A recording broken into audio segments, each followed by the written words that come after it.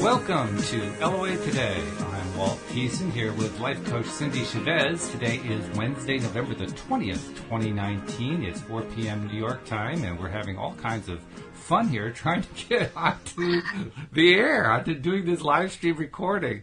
Cindie, I haven't had issues like this in like a good year. A long time. It's been quite a while, yeah. It's just like everything decided to fall apart. Now, what did you tell me before we came on the air? What's going on right now? Oh, Mercury is in retrograde until tomorrow, and Mercury in retrograde is famous for all kinds of technical difficulties and communication problems, and usually I kind of just remind myself to use that period of time to like revise things and edit things, but not start new things or try to build anything new. Mm-hmm. And usually I don't see any kind of problems, but boy, oh boy, this particular time from day one, like computer problems and we've just been laughing about it because it gets to the point where it gets so ridiculous where it just doesn't stop. And we've just been laughing. And I actually had the thought today, I was like, oh, good. Tomorrow, we're at the tail end of it. We're done. We're done with this. And then this happened. I'm like, okay, Mercury has other ideas. I guess. I was just really realizing recently that Mercury is in retrograde about half the time throughout the year. I mean, it happens a couple times a year for a few weeks. Yeah. I mean, there's like large chunks of the year when that happens. So I don't know. We've talked about it before, and I'm not really sure what the truth is there, but I have to admit, stuff does seem to happen. So whatever it is that I've been doing lately to focus on what I don't like, I think it's about time I change the pattern because I don't like this at all.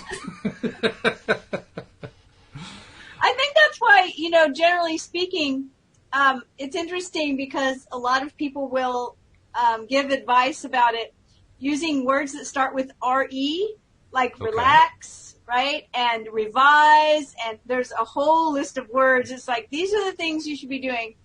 But reboot falls in there too, right? So I'm always like, yeah, we don't want that one. Yeah. Well, actually, I that's what I did. I rebooted the Zoom connection, hoping that would actually make a difference. So. But did it? Because no. I didn't think so. Nope. Didn't help at all. We're here. We made it. That's the most important thing. We're here, and let's just fingers crossed that we stay here. No more technical difficulties. No, it's going to be all good right now. Yeah. Actually, it gives us an opportunity to laugh at things, which is it's kind of part of a new thing I'm trying to do. We started it yesterday, actually, where Alex King and Dan Mangano, who's a new co-host now, and I did an entire show as a rampage of appreciation. Yes. Which is a fun exercise. And it's making me think that we want to perhaps find some way to do that on a regular basis. Not whole shows, but, like the beginning of the show or something like that. And we usually have something to laugh at or something to, kind of just get our energy up with. So it's kind of in keeping with that. So I'm sitting here saying to myself, okay, we had all these technical difficulties. How do I turn that into an appreciation? And then it came to me instantly. I appreciate the fact that we got them ironed out enough to do the show. Right. It's right there. And, when you have technical difficulties, it means that you have technology, and technology is a great thing. Right. Yeah. Right? It's like, I always think about that when people are complaining about having to pay the electric bill and the car note or whatever. And it's like, wait, but that means that you have electricity. Right. I mean, we're really blessed to have all the things we have in our life, right? And absolutely. So, I agree with you. Yeah. So it's a good reminder. I have an appreciation. I'm ready to rampage about it. All right. Well, good. Yeah. All right. Yesterday was my book launch, and we went to number one in 9 categories. Number one bestseller in 9 categories. I'm happy. Fantastic. Fabulous. Yeah. All right. Congratulations. That's really great. Where can people find out about the book? They can order it on Amazon. It's called 365 Soulful Messages, The Right Guidance at the Right Time. And it's a whole bunch of authors that got together, and the stories are short, 1 page each. Mm-hmm. But they're stories about messages that people have gotten that changed their life. So it could be a story from a message that a wise person gave you, or a message that the universe gave you, or a sign or a dream or some kind of message that you got from somewhere that made a big impact in your life. And I've read a handful of I have one story in the book, but I've read a handful of the other stories, and they're really great. So good. Yeah. So that was fun. So another winner. That's great. Good Yes. news. I like that. Yeah. Thank you. That's always uplifting when you have something. I mean, a lot of the times we come up with uplifting stuff that's just mundane, everyday stuff. But when you have something that's a big thing like that, it's a big deal.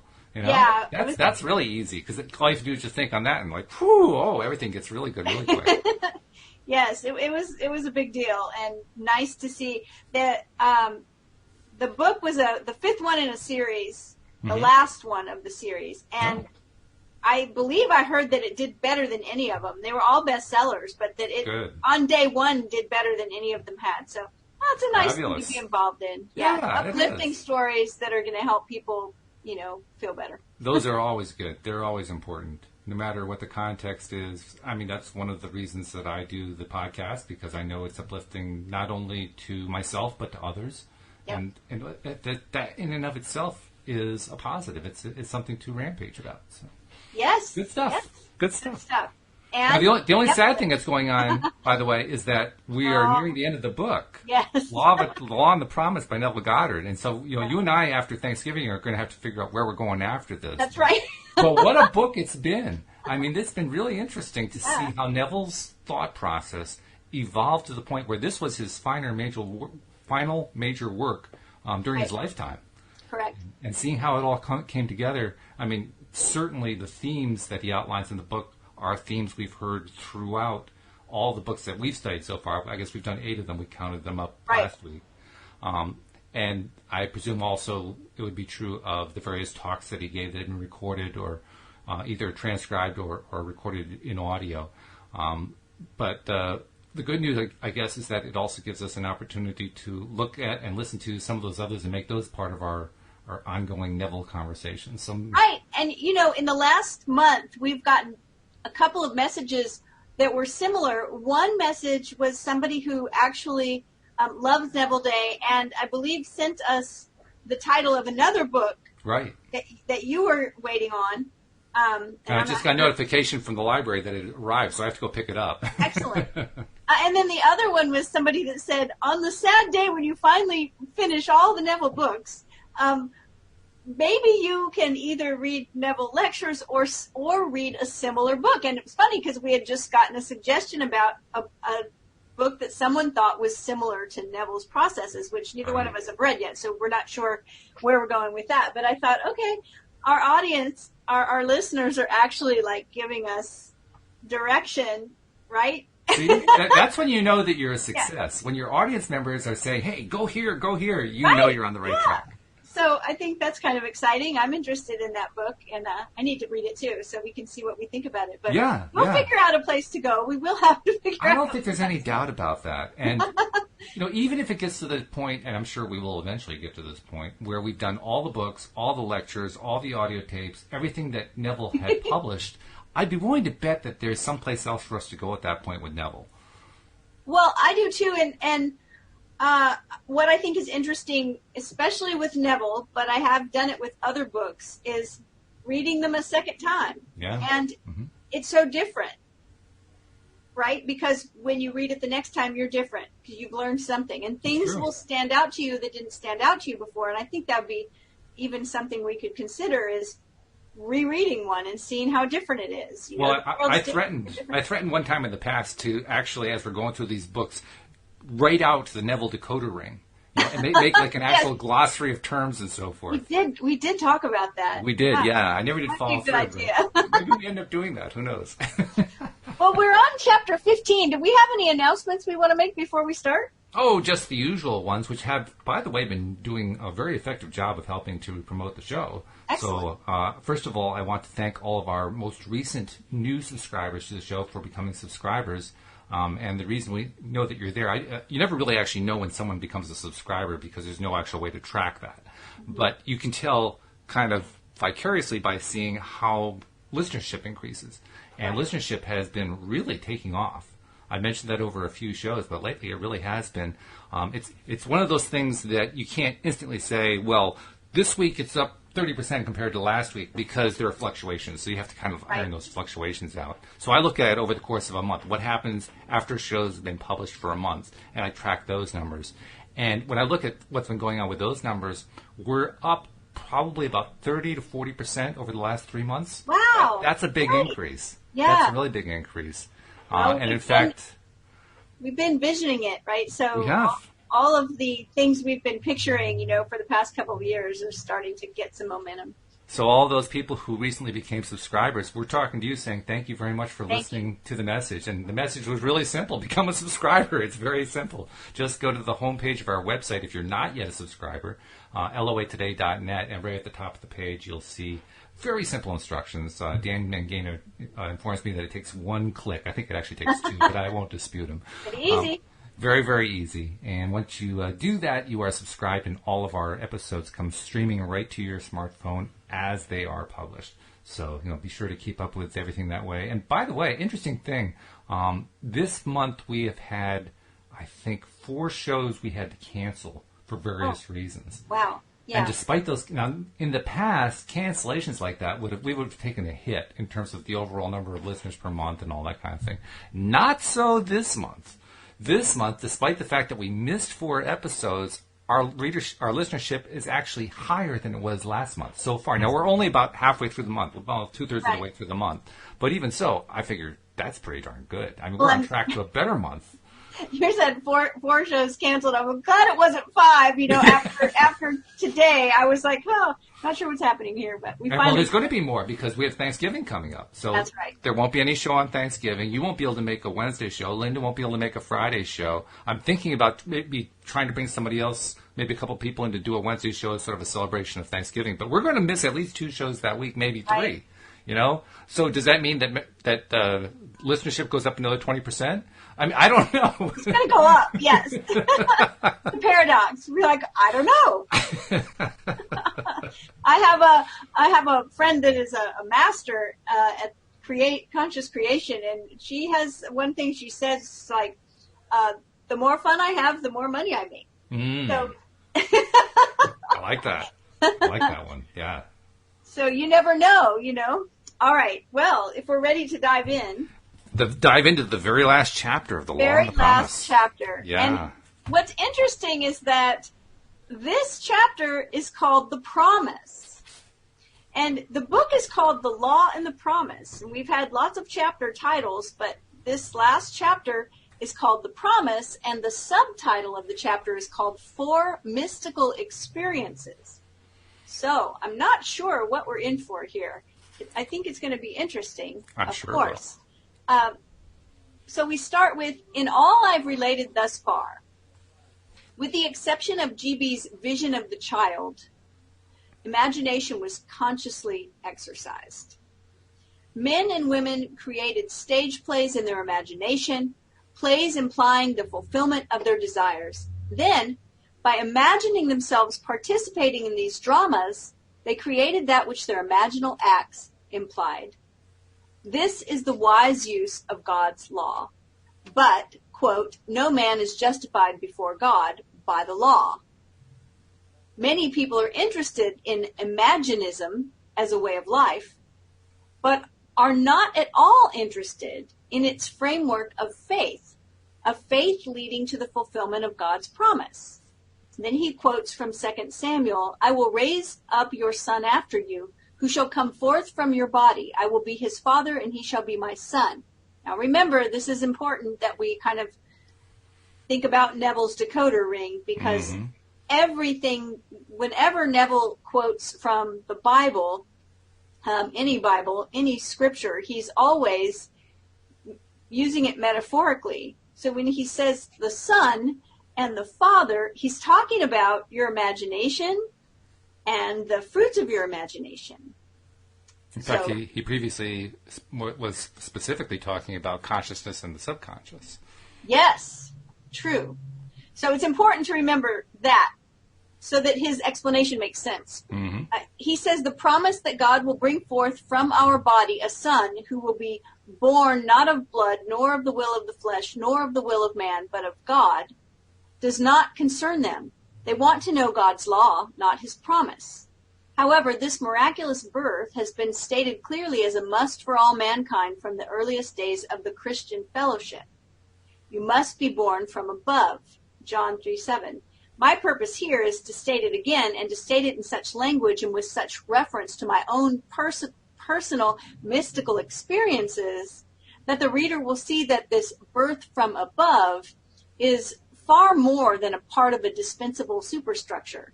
That is, it is the sole purpose for God's creation.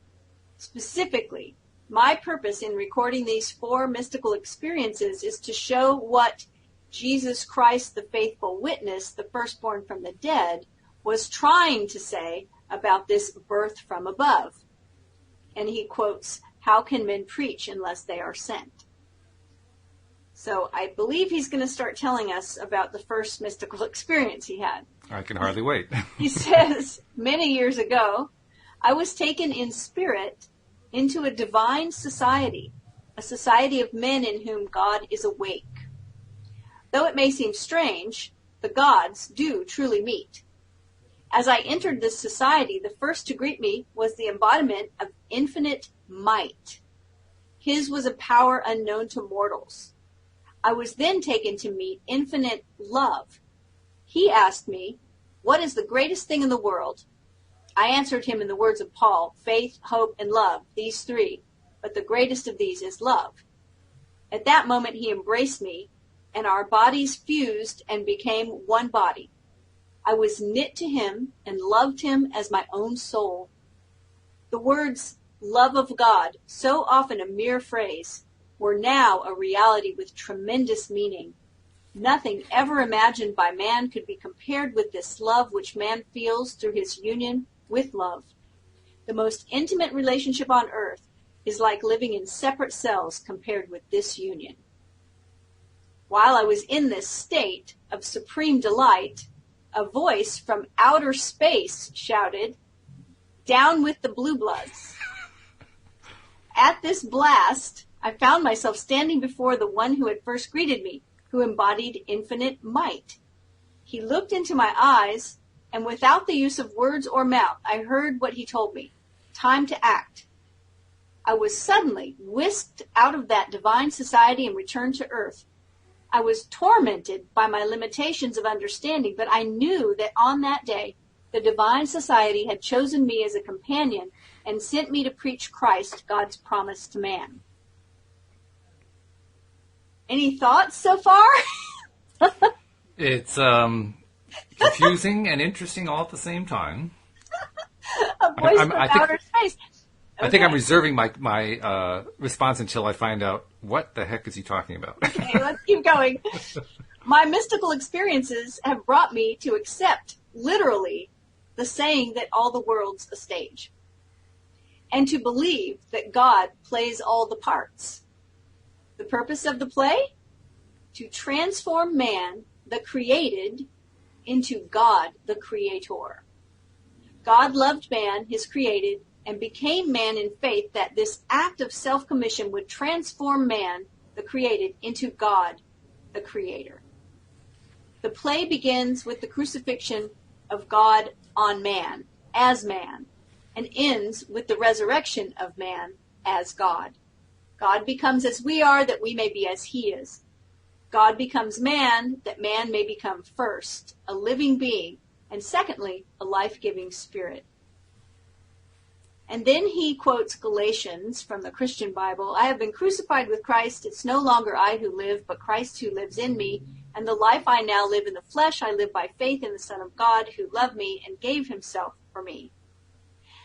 Now this is interesting coming up here, because he says God took upon himself the form of man and became obedient unto death, even death on the cross of man, and is crucified on Golgotha, the skull of man.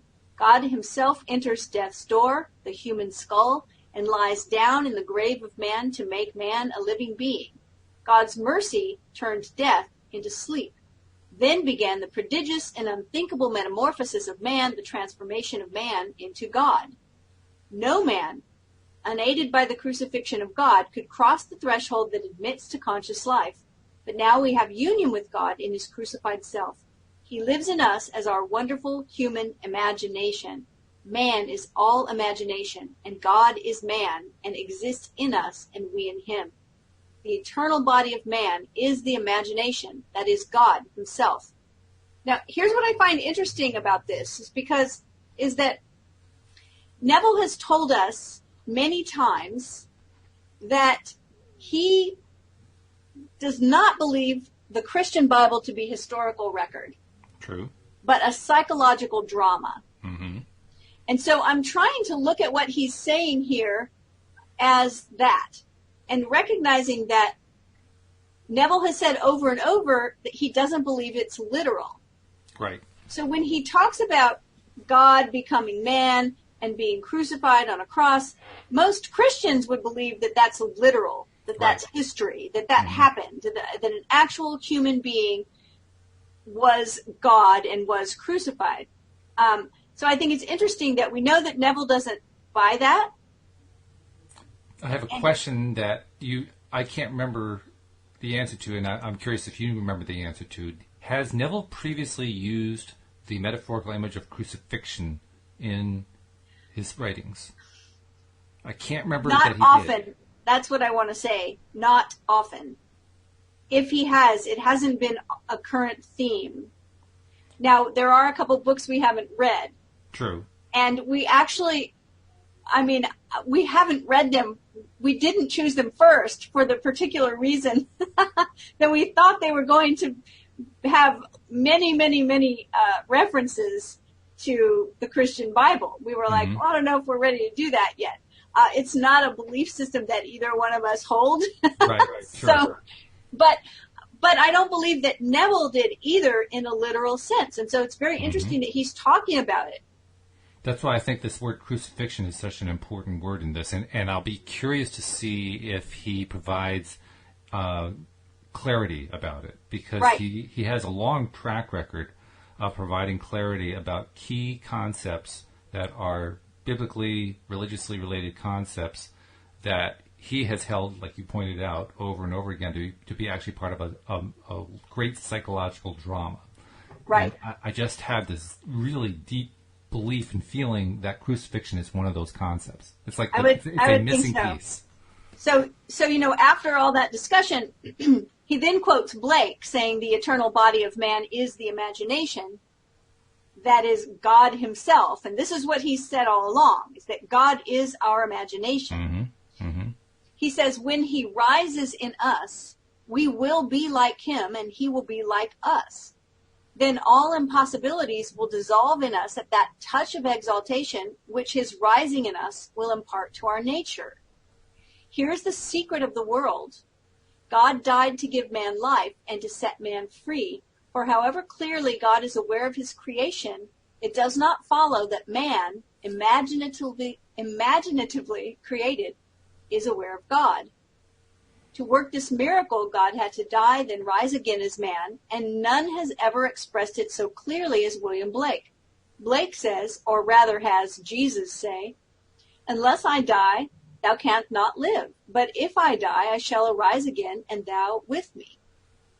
Wouldest thou love one who had never died for thee, or ever die for one who had not died for thee? And if God dieth not for man, and giveth not himself eternally for man, man could not exist.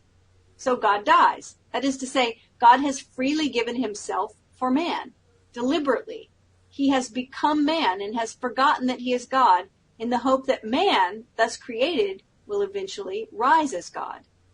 God has so completely offered his own self for man that he cries out on the cross of man, my God, why hast thou forsaken me?" He has completely forgotten that he is God. But after God rises in one man, that man will say to his brothers, "Why stand we here trembling around, calling on God for help, and not ourself, in whom God dwells?" This first man that has been raised from the dead is known as Jesus Christ, the first fruits of those who have fallen asleep, the firstborn of the dead. For man, God died. Now, by a man has come also the resurrection of the dead. Jesus Christ resurrects his dead father by becoming his father. In Adam, the universal man, God sleeps. In Jesus Christ, the individualized God wakes. In waking, man, the created, has become God. the Creator, and can truly say, before the world was, I am. Just as God in his love for man so completely identified himself with man that he forgot he was God, so man in his love for God must so completely identify himself with God that he lives the life of God. That is, imaginatively. God's play, which transforms man into God, is revealed to us in the Bible. Any thoughts? It is becoming more and more clear that we need more clarity. I can say that I think we're on the right track with asking the question, what is the metaphorical meaning of crucifixion? Because he then goes into a more specific focus, God dying, the idea of God dying, death playing a role here. And the death, he is suggesting fairly strongly, is a death of awareness of oneself being God. So I can sense that he's starting to pull concepts together here. I'm still looking for him to define terms a little bit more. So I'm saying to myself, withhold judgment, wait until you hear what it is that it all adds up to, and then let's see if we can make sense out of it. Okay. So he says it's completely consistent in imagery and symbolism. Speaking of the Christian Bible. Actually, he says the New Testament is hid in the Old Testament, and the Old is manifested in the New. The Bible is a vision of God's law and his promise. So I'm just going to make a short disclaimer here personally. And that is with the idea, you'll often hear me refer to the Jewish Bible and the Christian Bible instead of the Old Testament and the New Testament. Mm-hmm. And that is because, even when Jesus walked on the planet, if he actually did, in the stories that we hear of him, his Bible would have been what Christians call the Old Testament. And there was never any idea that there needed to be anything new added. So the new part didn't get added until 400 years after Jesus was gone. Right. Mm-hmm. Right? So to many people that read that Bible, that's the complete Bible for them. They don't need what the Christians call the New Testament. Mm-hmm. Just pointing that out. Because Neville is talking about it as one whole. So I'm taking that he took it all together. Well, there's also a very specific statement here, and I suspect that you're probably on a good track for understanding it. He says the New Testament is hid in the Old Testament. I mean, that the idea of the New Testament already being in the Old Testament is, first of all, it's a rather revolutionary thought. I mean, it does fit in with traditional religious iconography and teaching and the way these stories are traditionally presented within Christian churches. But so in that sense, that's an understandable phrase. But from what we might call a literature review perspective, the idea of the New Testament being hidden in the Old Testament, that's a pretty radical thought, because the stories of the New Testament they have certain shadows, certain reflections in the Old Testament, but they're really unique to themselves. So I'm curious to know, what's Neville saying about that? Because like you said, there are these two different ideas of what the Bible's about. Right. And it's interesting. He says it was never intended to teach history. This is what we were saying before, because Neville says this all the time. Right. It was never intended to teach history, but rather to lead man in faith through the furnaces of affliction to the fulfillment of God's promise, to rouse man from this profound sleep and awaken him as God. Its characters live not in the past, but in an imaginative eternity. They are personifications of the eternal spiritual states of the soul. They mark man's journey through eternal death and his awakening to eternal life. The Old Testament tells us of God's promise. The New Testament tells us not how this promise was fulfilled, but how it is fulfilled. The central theme of the Bible is the direct, individual, mystical experience of the birth of the child, that child of whom the prophet spoke. To us a child is born, to us a son is given, and the government will be upon his shoulder, and his name will be called Wonderful, Counselor, Mighty God, Everlasting Father, Prince of Peace. Of the increase of his government and of peace there will be no end. Isaiah 9:6 and 7. When the child is revealed to us, we see it, we experience it. And the response to this revelation can be stated in the words of Job. I have heard of thee by the hearing of the ear, but now my eyes see thee. The story of the incarnation is not fable, allegory, or some carefully contrived fiction to enslave the minds of men, but mystical fact. It is a personal, mystical experience of the birth of oneself out of one's own skull, symbolized in the birth of a child wrapped in swaddling clothes and lying on the floor. There is a distinction between hearing of this birth of a child from one's own skull, a birth which no scientist or historian could ever possibly explain, and actually experiencing the birth, holding in your own hands and seeing with your own eyes this miraculous child, a child born from above out of your own skull, a birth contrary to all the laws of nature. The question, as it is posed in the Old Testament, ask now and see, can a male bear a child? Why then do I see every man with his hands delivering himself like a woman in labor? Why has every face turned pale? Jeremiah 36. The Hebrew word chalatz, mistranslated loins, means to draw out, to deliver, to withdraw self. The drawing of oneself out of one's own skull was exactly what the prophet foresaw as the necessary birth from above, a birth giving man entrance into the kingdom of God and reflective perception on the highest levels of being. Throughout the ages, deep calls to deep. Rouse thyself. Why sleepest thou, Lord? Awake. The event, as it is recorded in the Gospels, actually takes place in man. But of that day or that hour when the time will come for the individual to be delivered, no one knows but the Father. Do not marvel that I said to you, you must be born from above. The wind blows where it wills, and you hear the sound of it, but you do not know whence it comes or whither it goes. So it is with everyone who is born of the Spirit. So just a couple thoughts here. It's very, very interesting because what it sounds like Neville's saying here to me is that this birth that he's talking about, a man being birthed from his own skull, is us recognizing our creative power and becoming becoming God, as Yes. he says, and Yes. recognizing that that power is imaginative. Mm-hmm. I think that that's the skull reference. No doubt about that. Yeah, I right? agree with that. Okay. Yeah. Let's see. I lost my place. Okay. Who before the experience could believe that the child, the wonderful counselor, the mighty God, the everlasting Father, the Prince of Peace, was enwoven in his own skull? Who, before the experience, would understand that his Maker is his husband and the Lord of hosts is his name?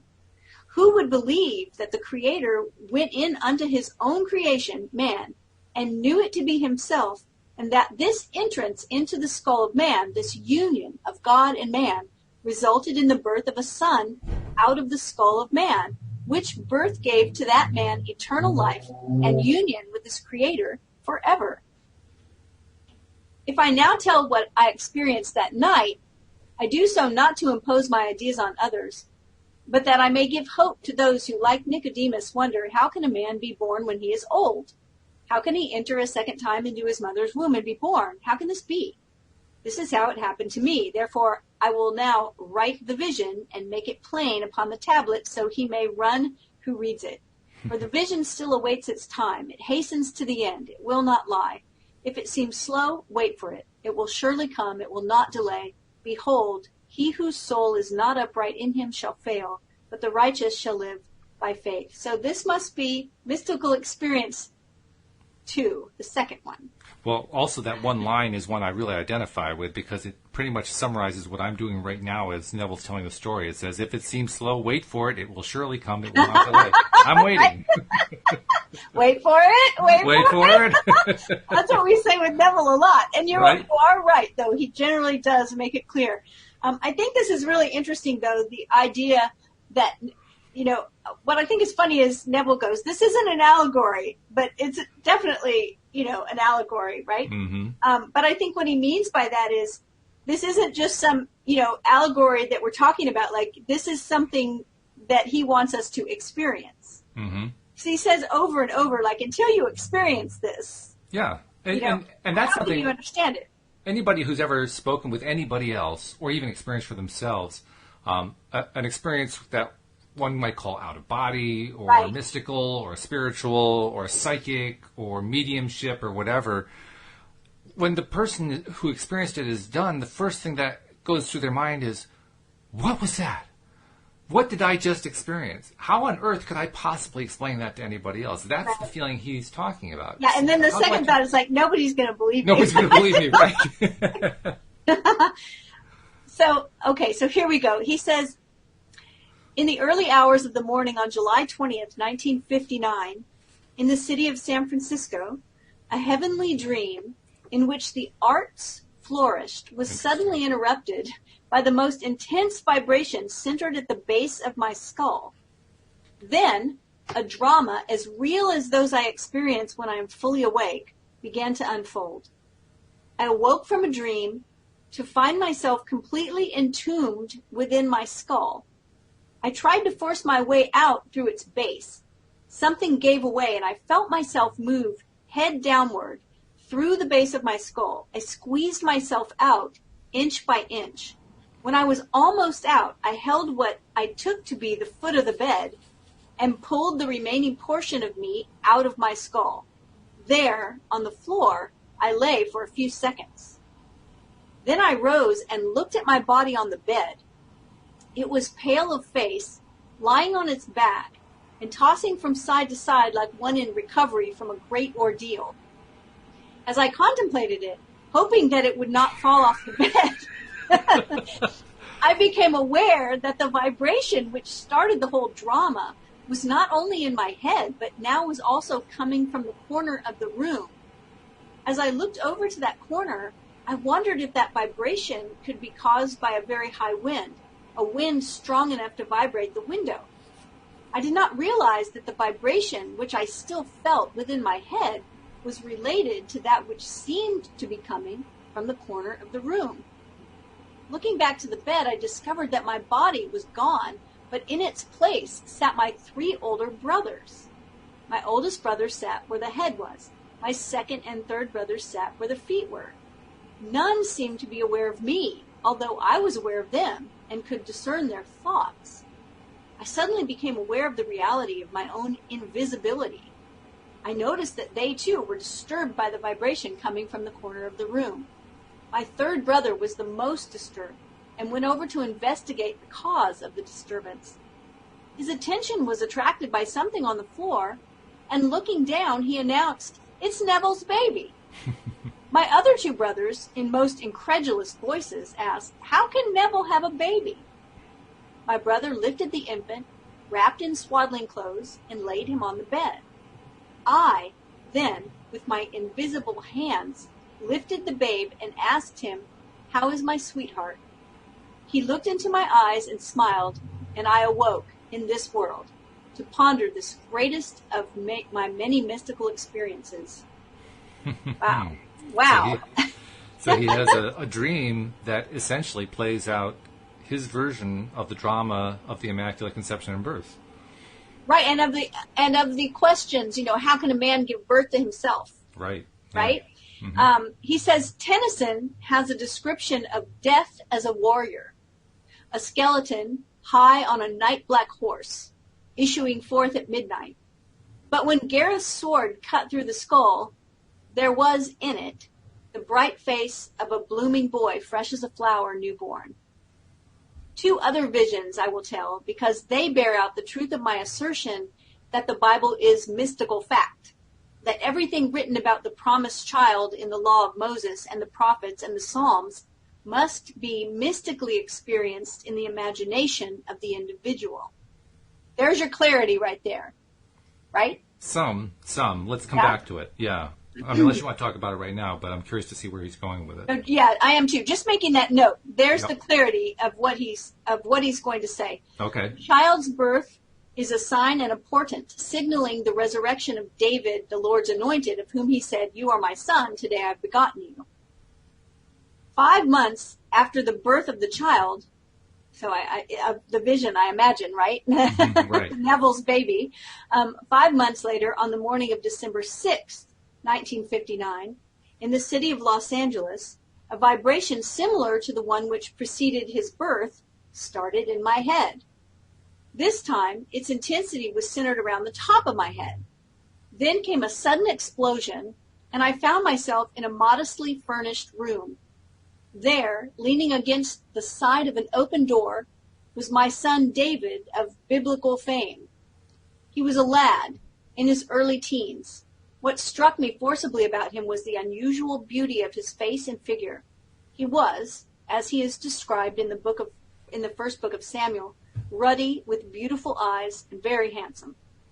Not for one moment did I feel myself to be anyone other than who I am now. Yet I knew that this lad, David, was my son, and he knew that I was his father. For, quote, the wisdom from above is without uncertainty. As I sat there, contemplating the beauty of my son, the vision faded and I awoke. And then he quotes, I and the children whom the Lord has given me are signs and portents in Israel from the Lord of hosts who dwells on Mount Zion. God gave me David as my very own son. I will raise up your son after you, who shall come forth from your body. I will be his father, and he will be my son. God is known in no other way than through the Son. No one knows who the Son is except the Father, or who the Father is except the Son, and anyone to whom the Son chooses to reveal him.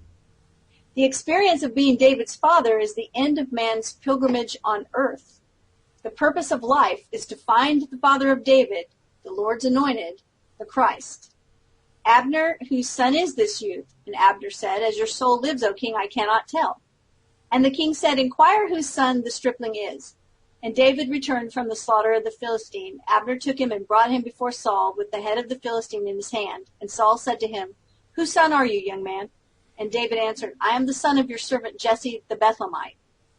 Jesse is any form of the verb to be. In other words, I am the son of who I am. I am self-begotten. I am the Son of God, the Father. I and my Father are one. I am the image of the invisible God. He who has seen me has seen the Father. Whose son, ? Is not about David, but about David's father, whom the king had promised to make free in Israel. Note, in all these passages, the king's inquiry is not about David, but about David's father. I have found David my servant. He shall cry to me, Thou art my father, my God, the rock of my salvation, and I will make him the firstborn, the highest of the kings of the earth. The individual who is born from above will find David and know him to be his very own son. Then he will ask the Pharisees, who are always with us, What do you think of the Christ? Whose son is he? And when they say to him, The son of David, he will say to them, How is it then that David, in the Spirit, calls him Lord? If David thus calls him Lord, how is he his son? Man's misconception of the role of the son, which is only a sign and a portent, has made the son an idol. Little children, keep yourselves from idols. God awakes, and that man in whom he awakes becomes his own father's father.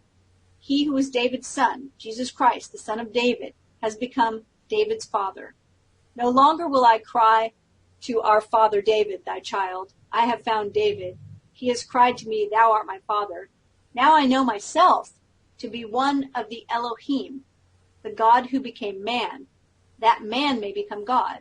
Great indeed, we confess, is the mystery of our religion. If the Bible were history, it would not be a mystery. Wait for the promise of the Father, that is, for David, God's son, who will reveal you as the Father. The promise, says Jesus, you heard from me, and to its fulfillment at that moment in time when it pleases God to give you his Son as your offspring, which is Christ. A figure of speech is used for the purpose of calling attention to, emphasizing, and intensifying the reality of the literal sense. The truth is literal. The words used are figurative. The curtain of the temple was torn in two from top to bottom, and the earth shook, and the rocks were split.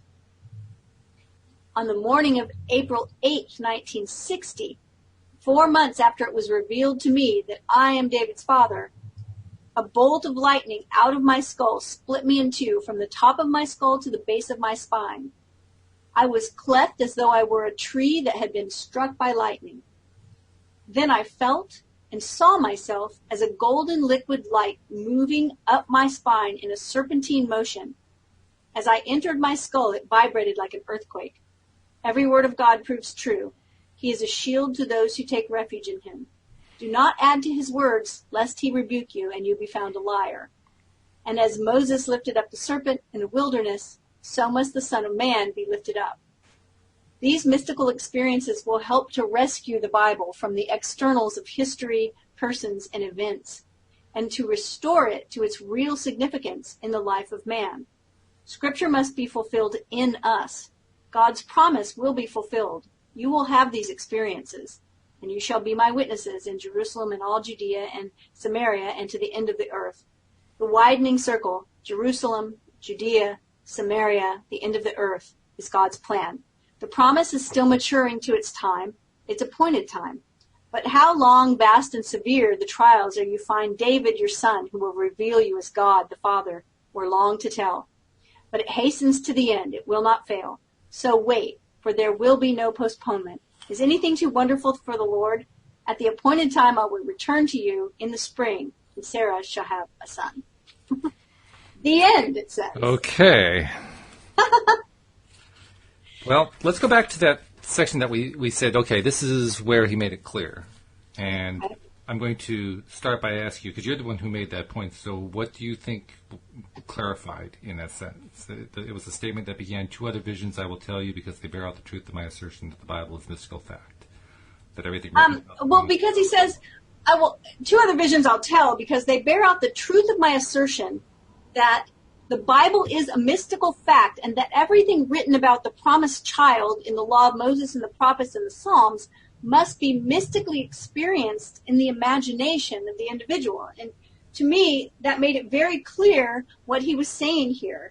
I mean, I don't know that I can make it any clearer than he made it. He's just saying, here's what I'm telling you. I'm telling you that anything written in the Bible, and he is saying the Old Testament, the law, Moses and the prophets and the Psalms, that is considered the Tanakh, the Old Testament, what the Christians call the Old Testament. Right, right. He says anything in there has to be mystically experienced in the imagination of the individual. And I'm like, okay, here's his statement. Here's his mission statement, right? It's like, wherever you see this, Neville is saying, it didn't get fulfilled in history. It has to be fulfilled in you, in your imagination. Mm-hmm. And the idea where he talks about recognizing that, that you are David's father, in other words, is just another way of him saying you are going to recognize that you are God. Okay.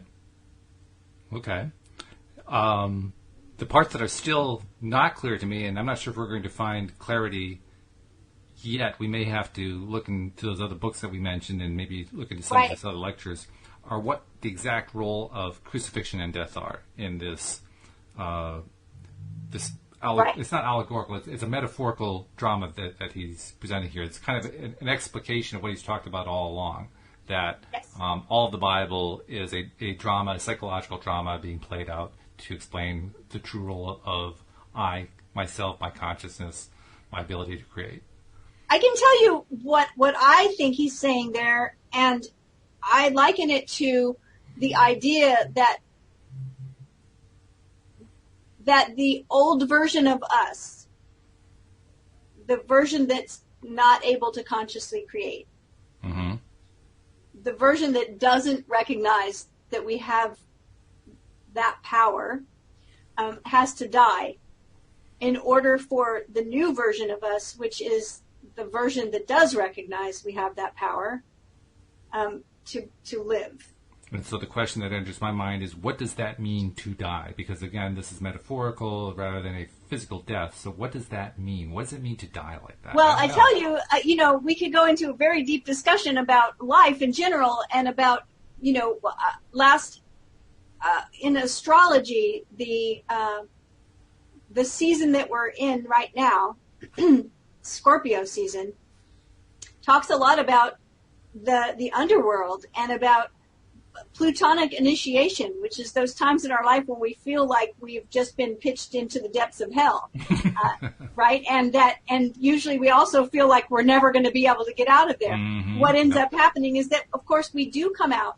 And if we look at mythology, there are lots and lots of myths where the person in the myth is thrown into the pit of hell, like Persephone, right? And down there she goes through what she goes through, but she rises up again as somebody who's been reborn and somebody now who has the power. And so we see that in the story of Jesus, right? Jesus was crucified and went into the depths of hell for 3 days, and then he was resurrected, and he came forth as a different being, a being that was powerful. And so that's the story over and over and over. We see the story in all kinds of mythology. True. And I think what Neville's saying is that this has to be recognized in us. Now, I don't know what he's talking about. Like you asked the question, what is the crucifixion? I don't know. With Neville, it may not be quite the same as what other mythologies give us. I'm not sure. I would be willing to bet that it's not, actually. Right. Because that would be par for the Neville course. Right. Right, exactly. Plus, I can't picture Neville saying, but he might, talking about being plunged into hell and having to go through something most of us don't want to go through. Mm-hmm. But when I look at humanity and I look at my own life and people that I know, most people do go through things like that in life. True. And hopefully not more than once, but, we do. We go through things that are the dark night of the soul. I mean, that's part of it. So the metaphorical description, which he also presented as a dream state or a dream experience of the skull vibrating, the production of an actual baby in the corner who is the baby of Neville, right? The experience of flowing himself out through the stem of his skull. I mean, all of these storylines, he tells them in a way that basically says to me, this is the way it seemed to be that I experienced it. It does not seem to me he's saying, this is telling you literally how everything works. So no. I think we can be assured of the fact this is not a literal presentation, even though I've heard a lot of people who style themselves as Neville experts claim that, yes, it is a literal thing. No, I believe this was possibly a lucid dream, a dream within a dream, and also all of the talk about hard vibration in the brainstem makes me think of something neurological, right? He then talks about the sense of a golden liquid or something that's moving up his spine like a serpent. Right. That is like a picture of Kundalini energy, like you will read about in, some other belief systems. So I think a lot of that is, it was his individual experience. And he even says at one point, like, I'm not telling you this because I think you have to go experience this exact same thing. I'm just telling you what I experienced because it was my experience. So it's really powerful. It is. That first that sentence dream, it just blows my mind. It does, doesn't it? It really does. Yeah. That paragraph that we highlighted, that we came back to discuss, starts off with an interesting little two-word phrase in it. I'll reread the first sentence. It says, 2 other visions I will tell because they bear out the truth of my assertion that the Bible is, here it is, mystical fact. Yes. And the reason I highlight mystical fact is I've heard a lot of Neville, again, self-described experts, talking about mystical fact and emphasizing it and saying, yes, all of these stories that he tells are true mystical fact. And I say that because my sense is there are a lot of people who like to blur boundaries, and not that there are necessarily true boundaries, but boundaries in understanding is probably the better way to say it. Blurring boundaries of understanding between what is presented metaphorically and what happens in the real world. The real world being, of course, something we created. And this all starts to kind of become chicken and egg where, okay, so where's all this starting? Where's all this ending? Where's all this coming together? What's the real flow of energy going on here and so forth? But nevertheless, I keep coming back to the same idea over and over again. There's a blurring and a blending of boundaries going on. And I doubt, this is me expressing a personal opinion, I doubt that blurring of boundaries actually occurred in Neville's mind. I don't think Neville was blurring boundaries, but I can't prove that. No, and I think we look at the word fact and realize that the modifier is mystical. Yes. Then it sounds to me that at that point it's the fact of the individual's experience. Yes. Because mystical things, he's already told us that it's an experience, and that how can somebody understand it unless they've experienced? So I think that Neville is saying that his experiences were fact. They happened, and that the Bible is full of mystical fact. Mm-hmm. But it has to be experienced, the things he's talking about. Yeah. That's how I'm weaving it all together anyway.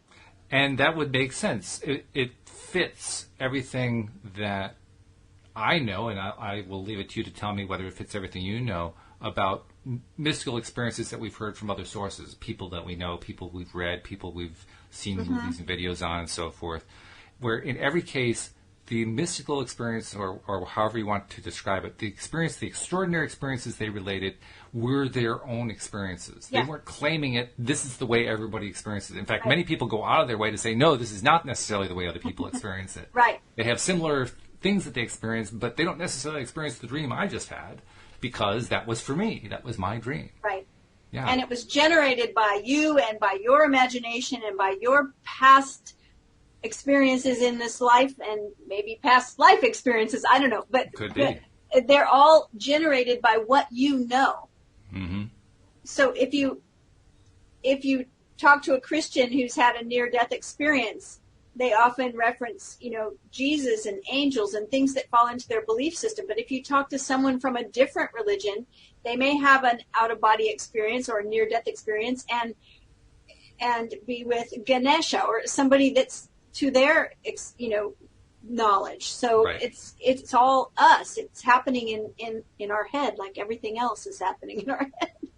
So I'm inclined to continue. Well, what was the phrase that Neville used? I don't know if I can find it quickly, but the gist of it was to wait for it. We talked about that before. We took out of wait for it. I'm actually going to continue to wait for it, because we already alluded to the fact that there are two books we have not talked about, we have not read, we have not studied in this course, if you will, that we've done here on the LOA today. Right. And we did so probably because they were so heavily laden with biblical verse. Well, I think we've gotten enough education about Neville to dive into those. So after the Thanksgiving holiday, let's go do those. All right. And let's do that with a kind of keeping in mind what's in the latter half of this chapter, because the latter half of this chapter is loaded with a mixture of biblical verse. And every time in the past that Neville has told a story where he included some degree of biblical verse, it was to weave it into an overall story that he was trying to tell that was different from the way the Christian churches tell their stories from the Bible. He had a very specific story in mind. The way this story is structured, I think, kind of calls out for, where's the rest of the decoder ring? Where is the rest of the illusions? I think we need to figure those out if we're going to really come to grips with what he's saying. Okay, I'm up to the challenge. Does that sound good to you? Yeah. Let's do it. I really believe it's going to make a difference. I just, everything that Neville has told us, you and I, as we've been studying his stuff, has been so consistent. That's the thing that strikes me. It's so completely consistent. And so many of his allusions are to consciousness and to imagination and to the processes of the mind. Everything. That's everything. Yeah. So when I hear him now going off into what, now I admit, and I think you admit too, I have a bias against Christian organized religion. My bias dates back to when I was 14 years old. I've told that story before. So I recognize I definitely have a bias, but that bias also gives me the ability to look completely and fully at what's being expressed to me in that terminology, and not to just kind of blanket accept it on face value without giving it any thought. Right. And especially when it's coming from Neville. Yeah, especially when it's coming from Neville. Yeah. Yeah. So to me, this is going to be a good exploration, just to find out, can we fill in the gaps to really understand what's he actually saying here? Because I think we got it partly. I mean, this is certainly a continuation of consciousness and imagination, and our consciousness is God, and the role of God, Son of God, Jesus, the whole thing. Right. All of that. We've gone over that over and over and over again in his prior writings, and it's bearing out here. But there's more. I can tell there's more here that we just haven't quite gotten, and I'll even project the idea, and I don't know this for sure, but I'm going to put it out there as a speculative hypothesis. This was Neville's last book. I'm wondering if Neville didn't finish it. I'm wondering if he had more to say and he just never got there. Because it was published a little less than a decade before he passed. Right. But he never did any extensive writing of this kind after that. And he'd been writing continuously throughout his life as a presenter of these ideas from the 1930s onward. Why stop? It's a good question. It's like there's a part of the story that I get the feeling he wanted to tell more of. So let's see if that's true. Let's do it. All right. We'll come back after Thanksgiving and we'll dive in. So once again, thank you so much for helping to guide us through all this and share your insights. And I don't know if I've said this in the past enough, but I really love how with both of us, we go into this, yes, we have our own personal biases, but we go into this with an open mind, and we go into this with the idea of, I want to understand what Neville's telling, because he's drawn us in successfully, you know? Absolutely. And I like that so much. So thank you for helping us to do that. I really appreciate that. Thank you for having me. All right. Thank you to our live streamers, and thank you especially to our podcast listeners who are loving this more and more. They're giving us more and more thumbs up. How are they doing that? By listening to more and more episodes of the Neville Day, the Wednesday's Neville Day recordings. We're getting those numbers are also increasing proportionate to where they were before. It used to be Neville listeners were a smaller percentage of the overall. Now they've actually gotten to be a very significant share. So thank you to Neville listeners as well. Thank with you. that, Yes. we will wish everybody a happy Thanksgiving, because Cindie, I won't be talking to you until after the Thanksgiving holiday. So I hope you and your family have a great Thanksgiving. Thank you, and all of you as well. And we will see you all next time here on LOA Today. Goodbye, everybody. Bye, everyone.